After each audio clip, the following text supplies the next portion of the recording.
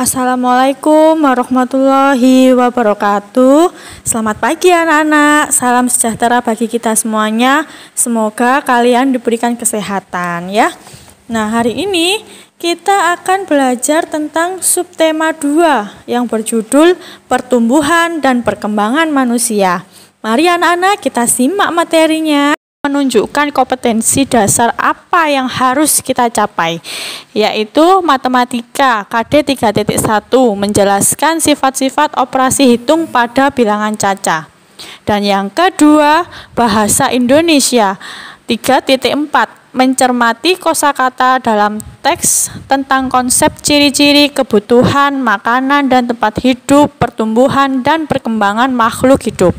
Dan yang ketiga, SBDP, Seni, Budaya, dan Prakarya 3.3 mengetahui dinamika gerak tari.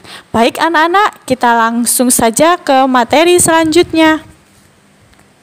Anak-anak, kali ini kita membahas tentang pertumbuhan dan perkembangan manusia. Kemarin kita sudah membahas tentang ciri-ciri makhluk hidup kan ya. Sekarang kita akan membahas pertumbuhan dan perkembangan manusia. Nah, manusia merupakan salah satu makhluk hidup dan ciri-cirinya itu sama dengan makhluk hidup yang lainnya. Sama-sama mengalami pertumbuhan dan perkembangan. Akan tetapi manusia mengalami pertumbuhannya terjadi sejak di dalam kandungan. Kalian simak pada gambar di bawah ini ya. Manusia bahwasanya setelah lahir pertumbuhannya itu akan bertambah besar dari bayi hingga dewasa. Nah, setelah dewasa pertumbuhan manusia itu akan berhenti ya anak-anak. Kalian lihat ada urutan pertumbuhan manusia. Dari yang pertama yaitu bayi. Kedua, balita, yang ketiga anak-anak, 4 remaja, dan yang terakhir dewasa. Baik anak-anak, gambar di bawah ini ada contoh soal. Perubahan apa sih yang dialami Udin sejak bayi sampai saat ini? Nah, di situ ada urutan sampai 2 pertumbuhan. Yang pertama berarti pembahasannya dari bayi dulu. Setelah bayi, Udin akan bertumbuh menjadi balita. Selanjutnya kita akan belajar membuat pertanyaan atau wawancara yang digunakan untuk mengembangkan isi berita sehingga memberi penjelasan yang secara rinci. Kita akan membuat pertanyaan atau wawancara terhadap orang tua kita sendiri ya anak-anak. Terutama membuat pertanyaan itu harus ada rumusnya, yaitu 1, apa yang digunakan untuk menanyakan peristiwa. Yang kedua, siapa, menanyakan siapa saja orang-orang yang terlibat. Ketiga, di mana, berarti menanyakan tempat. Yang keempat, kapan, menanyakan waktu. 5, mengapa, menanyakan alasan. Yang keenam, bagaimana, berarti menanyakan tentang proses terjadinya peristiwa itu yang terjadi. Anak-anak, di situ ada contoh kolom daftar pertanyaan yang ingin kamu tanyakan kepada orang tua kalian masing-masing. 1. Berapakah berat badanku saat lahir? Setiap pertanyaan harus diberi tanda tanya. Dan informasi yang dapat kamu tanyakan kepada orang tua kalian yaitu tentang pertumbuhan dan perkembanganmu, misalnya berat dan tinggi badanmu saat lahir ya anak-anak. Seperti contoh gambar si Edo. Manusia sebagai makhluk hidup yang mengalami pertumbuhan dan perkembangan, sehingga tumbuh diartikan adalah bertambahnya berat dan tinggi pada makhluk hidup.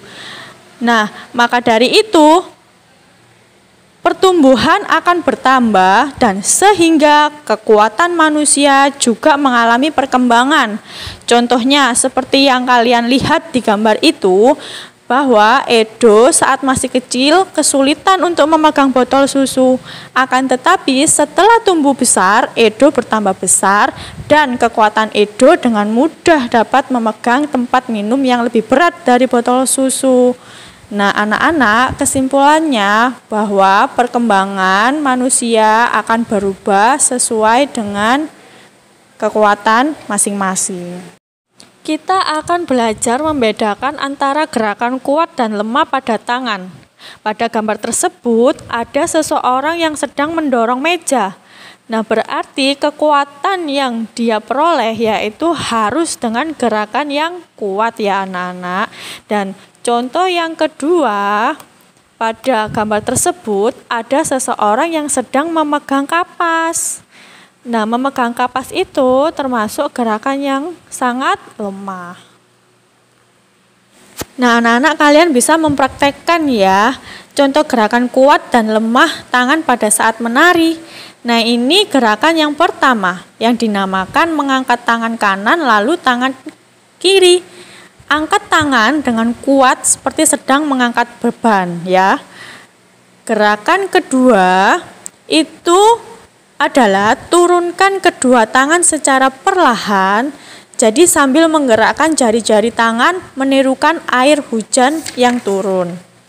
Gambar ketiga, rentangkan kedua tanganmu lalu bengkokkan sehingga membentuk huruf U. Gerakan keempat, tangan memutar atau pergelangan tangannya diputar secara perlahan. Dan kelima, mengacungkan tangan ke depan dengan kuat, lalu membalikkan kedua telapak tangan dengan arah yang berbeda. Dan yang ketiga, gerakan keenam. Gerakan keenam ini adalah bertepuk tangan. Tepuk tangan ini dapat divariasikan.